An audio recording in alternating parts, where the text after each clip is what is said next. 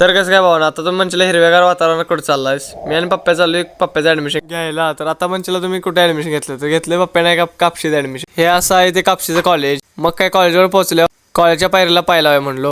पायला होती तोवर अनर्थ घडलाच. सरांची सुट्टी झाली, सर गेलं तर जेवायला. 15-20 मिनिटाच्या वेट नंतर आम्हाला फळ भेटलं, म्हणजे पप्प्याचं ऍडमिशन. मग पप्प्या बोलला की आज अमावस्या, चल बाळूमामांचं दर्शन घेऊन येऊया. तर मी म्हणलो चल. तर कापशीतनं पुढे गेला, बाळूमामांचं भव्य दिव्य मंदिर आहे, ते तुम्ही नक्की विजिट करा त्या भागातला असाल तर.